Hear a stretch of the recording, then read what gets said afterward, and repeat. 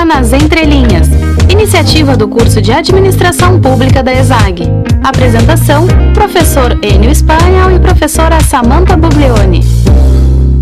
Mestrado profissional da ESAG, UDESC, já está completando 10 anos. Bom dia, ouvintes. Estamos iniciando mais um programa Nas Entrelinhas, o programa do Departamento de Administração Pública da ESAG, UDESC, sempre discutindo temas relevantes ligados à administração pública, trabalho de pesquisa, de extensão, de ensino, pós-graduação e por aí vai. E hoje nós temos a presença do professor Maurício Serafim, que é professor e pesquisador da ESAG UDESC. Ele é o coordenador do curso de pós-graduação estrito sensu da administração, Núcleo de Inovações Sociais. Esse é o grupo de pesquisa, o Núcleo de Inovações Sociais na Esfera Pública, o NISP. Bom dia, professor Maurício, tudo bem? Bom dia, professor Enio, tudo bem? Então, a UDESC já tem uma trajetória assim, longa, tradição na área de pós-graduação e administração, tendo formado já uma quantidade substancial de profissionais nesta área. E atualmente a ESAG UDESC oferece 2 modalidades de mestrado profissional e acadêmico. Eu gostaria que você tentasse colocar um pouquinho esse histórico da pós-graduação na área do mestrado, especialmente da UDESC, da ESAG. Sim, certamente. Antes eu gostaria até de esclarecer, né, que geralmente quando as pessoas dizem que vai fazer uma pós, né, elas estão se referindo a fazer um curso de especialização. Porém, uma pós-graduação, ela também inclui o mestrado e o doutorado, né? Então, gostaria de fazer uma diferenciação antes de falar dos mestrados profissionais e acadêmicos, que nós temos, então, dentro da pós-graduação, 2 vertentes. Uma vertente que se chama o lato sensu, que são os cursos de especialização, que são cursos de atualização e aperfeiçoamento profissional, né, que geralmente duram cerca de 1 ano a 1 ano e meio. E nós temos o stricto sensu, onde se inclui então os mestrados, tanto o profissional quanto o mestrado acadêmico e o doutorado. O mestrado profissional, ele surgiu, ele foi criado aqui na ESAG em 2003, foi aprovado pela CAPES e a primeira turma então foi em 2004, então está completando 10 anos. E o curso do mestrado acadêmico surgiu em 2010, com a primeira turma em 2011. No total de titulados, né, nós formamos 132 mestres e atualmente estão cursando 76 mestrandos. É um número razoável para 10 anos de trabalho. Bastante. É importante isso. Qual é exatamente a diferença entre o mestrado profissional e o acadêmico em administração? O mestrado acadêmico é o que as pessoas mais conhecem, né? Onde você faz o mestrado com a intenção, então, de se formar um pesquisador ou um professor universitário. A ênfase, os dois têm a mesma ênfase, né? São, digamos assim, se utilizam da ciência, são cursos bastante rigorosos, né? O rigor é o mesmo para os 2 mestrados, porém o mestrado acadêmico ele tem mais uma vertente, né, para as pessoas atuarem nas universidades como pesquisadores e professores, e o mestrado profissional estimula mais as pessoas a atuarem nas organizações, seja organizações privadas, né, organizações da sociedade civil como ONGs, fundações, instituições, e nas organizações estatais públicas. O público também é um pouco diferenciado. As pessoas que procuram mestrado acadêmico geralmente são pessoas que já trabalham, que já estão atuando em alguma organização e trazem para o mestrado profissional um problema, né? O mestrado profissional ele tem esse papel de resolver problemas práticos das organizações se utilizando como ferramenta a ciência. Você sente uma busca maior ao profissional ou ao acadêmico? Ou você não tem essa informação? Ainda é bastante mais profissional, né? Devido a essa tradição de 10 anos, né? Mas a gente está sentindo aí gradualmente um aumento tanto do profissional quanto no acadêmico. E o acadêmico também por ser bastante recente, né? Uhum.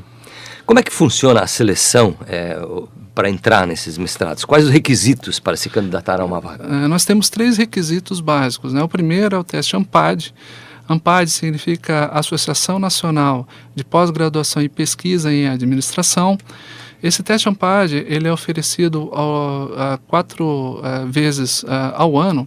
É um teste nacional, né? É um requisito básico que nós utilizamos.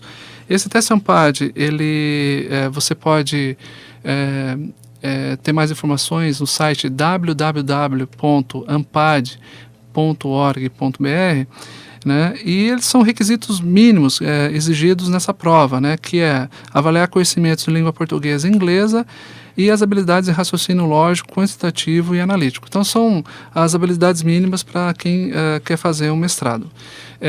Você vai ter uma nota, né, desse teste ANPAD, e essa nota ela vai ser incluída depois em uma nota final, junto com as duas outras provas, né? Você tem uma segunda etapa, que é uma prova em inglês, né, que tem um texto relacionado à administração em inglês, cujas perguntas também são em inglês, mas você responde em português. Então, nós queremos ali avaliar a capacidade, né, de leitura em inglês e também a capacidade argumentativa do aluno, né, para responder na resposta das questões. E uma terceira etapa, que é a prova oral, onde vai ter uma banca de 3 professores, né? O aluno vai ter que apresentar, então, um plano de pesquisa, um plano de estudo, que você pode encontrar todos os critérios para construir também no nosso site, no www.esag.desc.br/mestrado, e você procura o edital, lá está todas as especificações para você fazer esse plano de estudo. Então vai ser arguído sobre o plano de estudo, sobre os objetivos dos alunos, né, sobre o interesse dele, o conhecimento no campo da administração, a sua experiência também, né, nas organizações que ele atua, né, e a partir disso nós vamos então ter uma nota, e essa nota vai fazer um ranqueamento, e são 15 vagas, tanto para o mestrado profissional quanto para o mestrado acadêmico, e aí o aluno, nesse ranqueamento, ele vai identificar, né, se passou ou não. Por que esse teste da ANPAD é tão importante? Você já explicou para ele como é que ele funciona, mas qual é a importância que ele tem, assim, para requisito para a entrada no mestrado? Ele é um teste que é usado muito, né? Praticamente todos os programas de administração utilizam, né? Porque além de avaliar, né, as habilidades mais básicas, né, do que nós precisamos, que é a linguagem, né, e o raciocínio, também é uma forma de a gente selecionar devido ao grande número de pessoas, né? Então a gente não teria uma capacidade, por exemplo, de fazer uma prova oral com 300 pessoas, né? Então, dentro dessa prova, nós passamos uma primeira seleção, né? E isso torna mais administrável, né, o processo seletivo.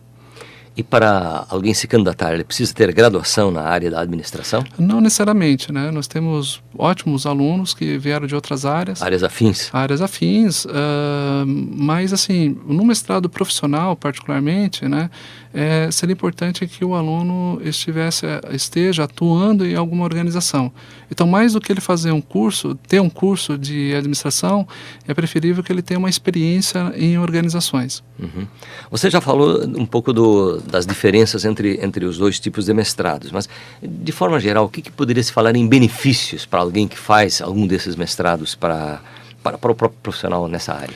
Você tem um crescimento intelectual, né, e profissional assim, muito grande, né? No mestrado acadêmico, eu digo para os alunos que é um outro mundo, né? Que os alunos saem da graduação achando que o mestrado ele é como se fosse quase uma continuação. Eu falei, não, é outra coisa. Os professores atuam de outra maneira, são textos mais densos, né? Você entra em contato com as teorias mais atuais da administração, não só no âmbito nacional, mas principalmente no âmbito internacional, né? Então você sabe o que está acontecendo no campo da administração, né? E para isso você tem uma carga de leitura muito grande, então você desenvolve muitas habilidades, principalmente as habilidades cognitivas. O mestrado profissional, ela tem um papel preponderante, né, principalmente nas organizações, que tem um dado muito interessante, que tem um índice de competitividade internacional, que publicaram em 2013, E esse índice de competitividade coloca o Brasil num lugar muito complicado, né? Desde 2010 nós estamos perdendo competitividade no âmbito internacional. E essa pesquisa ele mostra que, dentre as várias causas disso, uma delas, né, são as práticas gerenciais ultrapassadas. Então, o mestrado profissional ele tem um papel muito importante, né, de elevar a produtividade e a competitividade das organizações, né, na busca pela eficiência, né, quando a gente está no campo das organizações, né, econômicas, empresariais, mas também na questão da eficiência governamental, né, na parte das organizações públicas, que também é uma outra variável, segundo essa pesquisa, que mostra, né, que um dos problemas no Brasil é a falta também de eficiência organizacional. Então, o mestrado profissional, por ele trazer essa característica de resolver problemas à luz da ciência, e essa ciência é uma ciência bastante atualizada, contribui para a melhoria dessa competitividade. Para alguém entrar no mestrado profissional, ele já tem que apresentar um projeto, ou seja, trazer um questionamento. Qual é a questão que o angustia? Isso. E o que isso poderá trazer de resultados a partir desse questionamento feito e que tenta se resolver no decorrer do curso? Sim, são questões das mais variadas, assim, né? Depende também bastante da área, né? Da organização que a pessoa está atuando. Então, pode ser no nível estratégico, pode ser no âmbito da gestão de pessoas, né? Você pode pensar em termos de políticas públicas, né?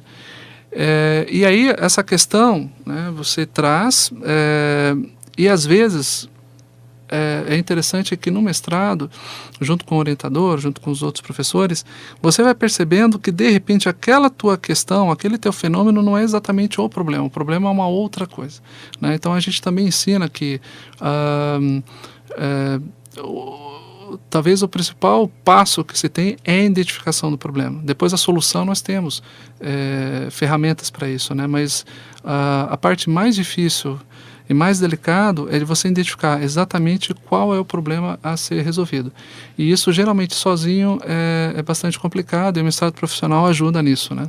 Nessa identificação. Eu imagino que a quantidade que você citou no início de alunos que já estão formados no mercado, tanto no mestrado profissional como no acadêmico, deve ter experiências interessantes, pessoas bem colocadas, assim, pessoas de destaque com algumas... Terias alguma experiência que você se recorde agora de alguém que esteja numa função fundamental, tanto numa organização privada ou numa organização pública, ou este quadro, esse dado não se tem dentro da organização? Infelizmente, a gente não fez ainda o levantamento do perfil dos alunos egressos, né? Seria um outro dado interessante. Que a gente está atrás disso, né? Mas a gente tem, assim, várias experiências de alunos que depois a gente informalmente mantém o contato, né? Inclusive, uma ex-aluna, uma egressa, que eu conversei hoje, né, a Carly, né, que me acompanhou no programa de televisão, ela estava colocando que ela, antes de entrar no mestrado, ela tinha uma pequena empresa, hoje ela faz consultoria, ela já está em mais de 2 empresas, e ela atribui a isso ao mestrado profissional, que ela disse que ela começou a utilizar o conhecimento dela, que ela falou, olha, eu fiz especialização, fiz a graduação, que não foram suficientes, e o mestrado profissional ela deu essa oportunidade, então, de eu expandir, né, os meus conhecimentos e principalmente a minha capacidade, né. Então, hoje ela está dando aula, inclusive, porque quem faz mestrado profissional também pode dar aula, né, tem as mesmas prerrogativas do mestrado acadêmico. Então, ela está dando aula, tem 2 empresas, está fazendo consultoria, né? Então é um exemplo e tantos outros que tem por aí. O interessante é que quando você obtém, digamos, conhecimentos especializados, você tenta fazer um molde de mundo que você quer. A gente poderia eternamente ficar questionando que sociedade nós estamos querendo, desde o campo político, não só no campo político, também no campo, digamos, empresarial, enfim, mobilidade social, a questão ambiental, tem tantas outras questões. Eu acho que o mestrado tem um pouco, os conhecimentos especiais têm um pouco essa dinâmica de dar um direcionamento, ou dar pelo menos as opções mais ampliadas para os profissionais. Sim, sem dúvida, né? Assim, os temas são muito variados, né? Até nesse site que eu mencionei, né, da ESAG, que você tem ali a possibilidade de ver os temas das dissertações, né? Então, nós temos que vai tanto do campo da pública, da administração pública, quanto da empresarial, quanto das organizações não governamentais. Eu posso citar assim de memória, né, o meu orientando, né, que ele está pesquisando o patrimônio cultural, por exemplo, né? E a gente percebeu que o patrimônio cultural está sendo muito maltratado enquanto tema no Brasil, né? Que tem uma disputa, assim, é o Estado que tem que cuidar, não, é o mercado que tem que cuidar. E nós estamos propondo que são visões limitantes, essa polarização entre ou é o Estado ou é o mercado, né? E que ambas essas abordagens prejudicam o patrimônio cultural. Então a gente está fazendo uma nova abordagem da economia civil, por exemplo, né, que é uma abordagem que vem da Itália, que a gente quer mostrar que o patrimônio cultural ele cria laços entre gerações. Ele é fundamental para que você tenha uma memória, né, entre as gerações passadas e as novas gerações, né, para que a gente tenha uma linha contínua aí de tradição que é fundamental para dar uma identidade à comunidade. Quais são os prazos, para encerrando o nosso programa, quais são os períodos das inscrições para a seleção? As inscrições já estão acontecendo, né, abriu em 5 de maio e vai até 27 de junho.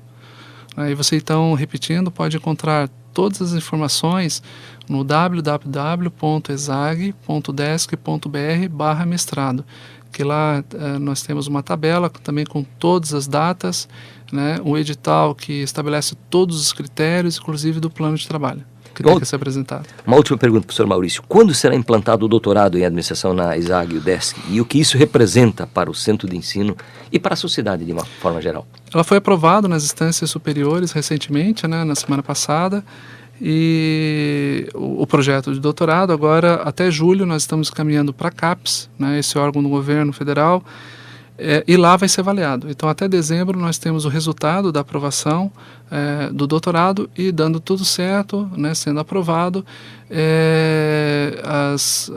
já vai abrir, né, a seleção em junho, junto com o mestrado, em junho de 2015. Né.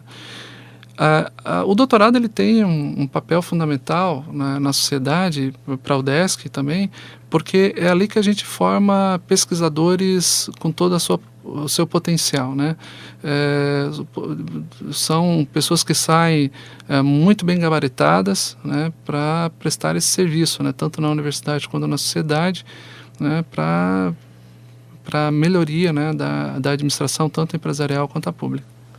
Professor Maurício Serafim, pesquisador da ESAG e UDESC e coordenador do curso de pós-graduação Stricto Sensu em administração aqui na ESAG e UDESC. Muito obrigado pela participação.